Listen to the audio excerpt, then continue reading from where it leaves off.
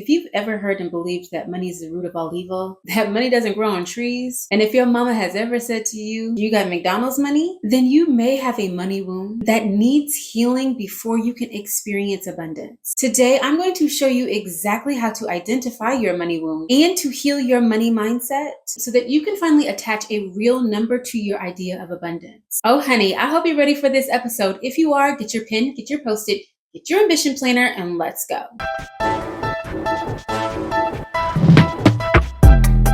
Hello, Ambition Babes. Welcome to or welcome back to my channel.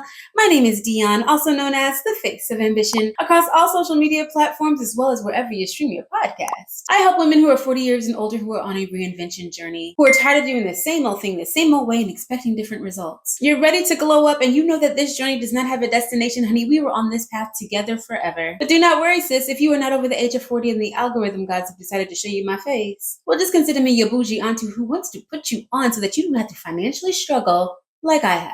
And today we're talking about how to transform your money mindset. Now, I know we all grew up with the idea that money is something that we do not talk about in public. We don't tell people how much money we make. We don't allude to how much savings we have because it's in bad form or considered classless. But the reality of it is that not talking about money, not learning about money, not budgeting, not reading about money, not listening to podcasts about how to obtain wealth, and never actually understanding what abundance means for you is keeping your money womb open and not allowing you to actually adapt an abundance mindset. I've been following Erin on demand for a long time, and she has this new series about her Millionaire year. I absolutely love the way that she starts every single episode. If you won't say it, I will. I want to be really wealthy. But the truth is, the path to becoming a really wealthy woman is not so smooth. She starts by acknowledging the fact that if you won't say it, I will. Because for some reason, we're scared to talk about money. We're scared to say that we want to be wealthy. And there's two really big reasons why. It's because at some point, someone told us that wanting to be wealthy and having a lot of money was really bad, that that's something that God does not want for our lives, and that money was evil and would make us selfish. But the God that we serve talks about all the wealth that he has all the time. He talks about all the cattle and the hills that he owns. He talks about the mansion that he's prepared for us. He never mentioned that he had meager accommodations for us. He talks about us walking on streets of gold, having wings and crowns. This doesn't sound like a creator that's afraid to talk about wealth, that hasn't identified what abundance looks like, and that hasn't prepared it for us. And so since we are supposed to occupy until he comes, why don't we go ahead and fix this money mindset that we have right now once and for all so that we can be good stewards of our money and live the purpose-driven life that he's intended for us. And the very first step in any foundation is your mindset. I know way too many women who make really good money, but are still feeling broke, stressed out, and financially behind. And when I have the honor of coaching these women who are bringing in mid to high six figures, they all have one thing in common. They are all focused on addressing the tactic, which is their budget and investments, and they're not addressing the foundation. They have not addressed their money wound, and they have not done the steps to rebuild their money mindset. So I started making a short list of common money wounds in high-achieving women. The first wound that I identified was the imposter syndrome wound. This shows up in the idea that I don't deserve to make more money. This has led them into undercharging, not negotiating, and leaving money on the table, essentially just giving the money away. Common wound number 2 is the scarcity inheritance. The message that replays in their mind from their childhood that money does not grow on trees and that rich people are greedy. This mindset leads to guilt around spending and this fear of wanting more. The third common symptom is the control wound. Because of past decisions, disappointments, and even betrayal, they're complete money hoarders. They oversave and are paralyzed about investing. The investment opportunity can be laid out in front of their face and they simply will not take it. Because that past wound of something that someone did, someone stole, someone betrayed their trust is so wide open, they would rather save their money than invest their money to make more. And the last symptom is the good girl wound. She literally believes that it's selfish to want more. She believes that money isn't everything, and she's the one that always says money can't buy you happiness. But all that it leads to is self-sabotaging opportunities and limiting her income growth and capacity. So I know that I made it sound like an option to get your ambition planner or at least a notebook that you purchased from TJ Maxx 6 months ago to write on, but actually I'm going to ask that you stop this video right now and go get it. Because I need for you to take this self-assessment.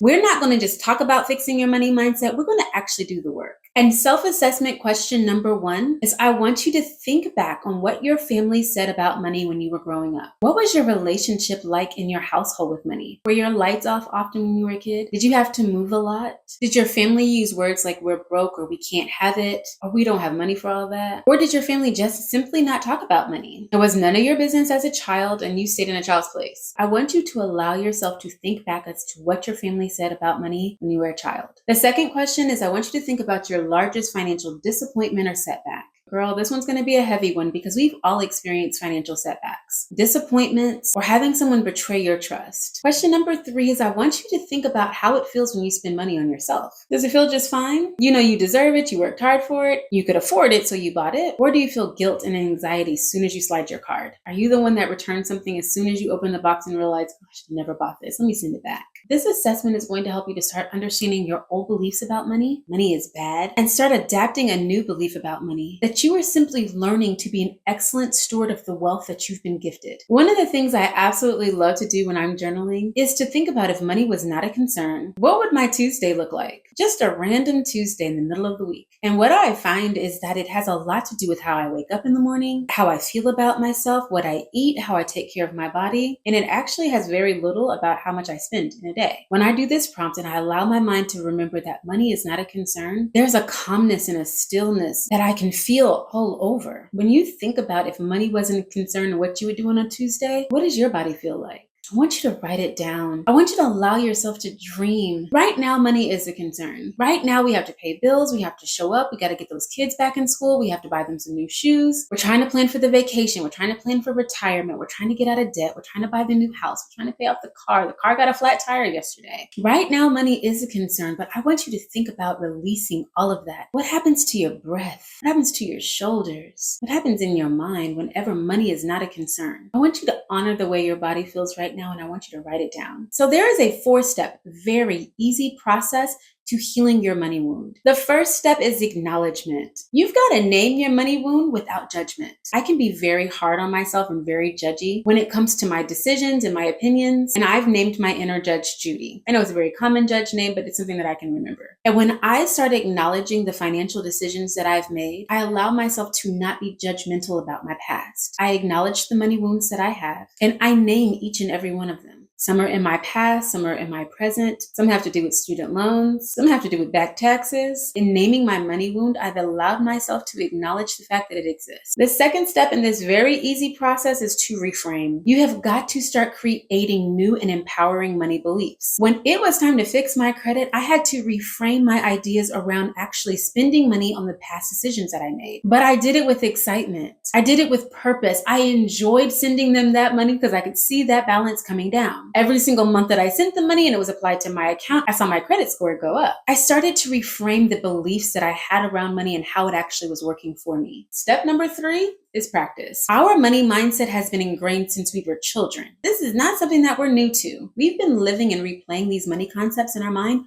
for years. So it's going to take daily practice to rebuild the foundation of your money mindset. Those daily actions could look like you making a smart financial decision and brewing your coffee at home as opposed to driving through the drive-thru at Starbucks. Meal prepping as opposed to pulling up on Chipotle. Actually saving the amount of money you said you were going to save every single month and putting it in that savings account. Allowing yourself to look at your bank statements every single day with ease and comfort, knowing that whatever the number is, whatever it says today, is not a reflection on the woman that I'm becoming. It's going to take daily practice to reframe your beliefs and to rewire your mindset. Step number 4 is embodiment. You are going to have to start living as the wealthy woman you are becoming. One thing that I've done recently is I've read a lot of books about becoming wealthy. And I wish I could remember the name of this book that I read, but I'm going to make sure and put it in the description. But it told short stories about the habits that individuals created to become wealthy. It may have told the stories of maybe 20, 25 individuals. And every single one of those individuals honored their body first before they went to work. They all lived a healthy lifestyle. They all put nutritious food in their body, practiced prayer and meditation, and took care of their skin. When I talk about changing your mindset to become a wealthy woman, I'm talking about a lifestyle change. You have got to start showing up as the woman that you want to be. When I tell you it was so interesting looking at every single page and every single story, starting with health, wellness, and nutrition, it just reinforced the fact that whenever I take care of my body first thing in the morning, how amazing I feel throughout my work day. I feel clear, I feel productive, I feel creative, I feel alive, I feel rejuvenated, I feel like I want to show up. And the simple act of spending time with God and about 30 minutes on a treadmill actually made me more money. So at the beginning of this episode, I told you that I was going to teach you how to actually operate in abundance. Living in abundance is something that I hear individuals say all the time, and it's something that I'm even guilty of saying. And one day, very recently, I stopped and I thought, what does abundance mean to me? I say I want to live in abundance, but I don't have a number attached to it. I don't have a goal attached to it. It doesn't have any outcomes or measurables. I just know that I want more. But what's more? What's abundance? What's wealth? What's success? Everybody talks about abundance, but what does it mean to you? Your brain needs specifics in order to work towards a goal. So when you think about abundance, you typically tie that to financial freedom. And when you're financially free, you'll finally be able to ... This is just another journal prompt for you to fill in the blank. You want to live abundantly. And if you finally experience this financial freedom, what would you finally be able to do? Girl, it's time to start dreaming. Wealthy women use money as a tool for freedom. Money is not the goal. The goal is financial choices. I want to have the space and capacity to make all of the financial choices that I choose to make. Invest, spend, vacay, save. Money is the tool that creates the choices that are going to make your life better. You have got to start focusing on what money can create versus accumulation. I just realized that I have a lot of steps in this episode, but honey, I was taking notes. And the second way that wealthy women actually think about money is investment over consumption. We are so scared to invest because we think someone's going to steal our money. We'd rather keep our money under the mattress as opposed to putting it in a high yield savings account. And trust me when I tell you, I understand why there is a lot of apprehension. Remember when I was talking about those wounds and betrayal and mistrust? Oh no, sis, we have a reason not to believe. But I want you to do your homework and identify your investment options. Right now, where you're investing your money is in a new pair of shoes, is in a flashy pair of jewelry, and not an heirloom that you're going to pass down to the next generation. You have been renting for way too long. It's time to invest in a home. You can afford to double down on that car payment and actually own your vehicle. And once you finally own that vehicle, you can pass that off to your now 14-year-old son, who will be 16 by the time you finish paying it off. That's an investment. You have got to remember to think quality over quantity in absolutely everything. The third way that wealthy women think about money is that abundance creates abundance. It is so true that the more you give, the more you receive. The more I sit in front of this camera and pour into you, the more you're able to pour into the next woman. You're leveling up. You're changing. You're reinventing yourself. You're becoming a better wife, sister, partner, or daughter. Money flows to those who lets money flow through them. They give generous tips. They offer donations. They support other individuals and charities. Those who give never lack. So when you think about living an abundant lifestyle, remember that abundance simply creates more abundance. And the fourth way that wealthy women think is that they are focused on their future self. Every single financial decision that they are making, they are considering the woman that they are becoming. When I decided that I wanted to be wealthy, I started asking myself, what would the wealthy version of myself do? What would she invest in? How would she show up for herself? How would she work out? How would she invest her money? How productive would she need to be throughout the day? When I tell you all, I started practicing a healthier lifestyle when I decided I wanted to be wealthy. I had read the books and I had studied the individuals who followed the same habits. I'm very sure that every single wealthy person that you can think of has a Pilates regimen. They eat very well. They're drinking reverse osmosis water. That is because what you put in your body is what comes out of it. The more good I put inside of me, the clearer my thoughts are, the more creative I am, the more determined and confident I feel, and the more excited I am about producing and showing up every single day. I don't know when this video is going to be released, but right now the lottery is over $1 billion. And of course, my husband and I have laid in bed and thought, man, if we won $1 billion, what would we do? And in full transparency, I have said I would still go to work. Money wouldn't change the fact that I absolutely love what I do. The only difference is that having $1 billion would create more options. Yes, maybe I wouldn't be responding to my own emails and editing my shorts, but this is life for me. This is fulfillment. This is where I find my happiness. No amount of money would change that. But having access to wealth just increases my options. I love talking about a money journey because it grows as you continue to grow. As you level up, you start another journey. Before I started really doing the work on my money mindset, my money wound was a mixture between control and the good girl. I've had individuals steal money from me, give me contracts only to breach them within months. I've had individuals not pay their invoices. I've not been paid what I was worth. And each and every time that it has happened, it has opened my wound larger and larger. But it was incumbent upon me to change my mindset. That yes, I had experienced setbacks and disappointments. Yes, there were dishonest individuals in the world, but because it happened once didn't mean that it was going to happen every time. That I was worth the amount of money that I was asking for. That I knew my value and I was worth every single dollar that I was demanding. When I stopped being the good girl and understood that wealth was not selfish. When I realized that the creator of our universe wanted me to be able to access all of the joy and abundance that he created in this earth, I started to realize that money created the options that made me happy. Since I've made these mindset shifts, my personal life, my relationship with my husband, and my business have completely transformed. I was able to place a number to what abundance for me looked like. Just like Erin has decided that she's having a millionaire year, the simple act of identifying exactly how much money I wanted to make over the next 90 days, and then identifying exactly how much I need to make over the next 12 weeks, it was able to help me to hyper focus on what I needed to do every single day. Every day I'm excited to show up for myself because I'm working towards my goals. I know what abundance looks like for me. I know that it's obtainable. I know that I'm extremely specific about what I want. I am no longer scared to write down that number. I'm no longer scared to look at my bank account. I'm no longer scared to put in the hours that it's going to take in order to back into my 90-day goal because I have the confidence to believe that I can achieve whatever it is that God has placed on my heart to be able to achieve. I've built confidence. I'm no longer lying to myself. I believe that we can have an abundant life. I have watched how my wealth mindset has affected my husband. He talks differently about money. We spend differently, we invest differently now, and we know exactly what number we want to be able to reach in order to obtain generational wealth. Yeah, that's another word we toss around all the time. I want to build generational wealth. What does wealth mean to you? How much money do you want to leave to the next generation? Is the next generation your children, or is it your church, a community, an organization that you're passionate about? Once you get specific about what abundance means to you, it makes it that much easier to actually work towards that goal with purpose and real intention. In the comment section below, I want you to tell me what is one money belief that you inherited from your family. I'm pretty sure that we have inherited a lot of the same money wounds, and I want you to add what you're going to do in order to heal that wound. I want to also highly stress that even though I'm not the biggest fan of a budget,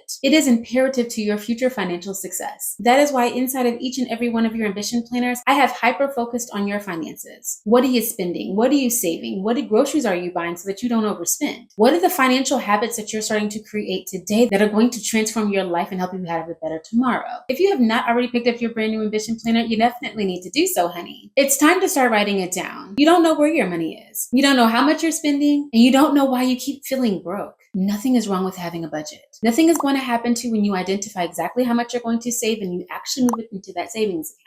If you're ready to take the next step in changing your money mindset, please make sure that you purchase your brand new ambition planner today. Sis, I love you, and I pray that you are well and that you're doing something every single day to reach your most ambitious goals.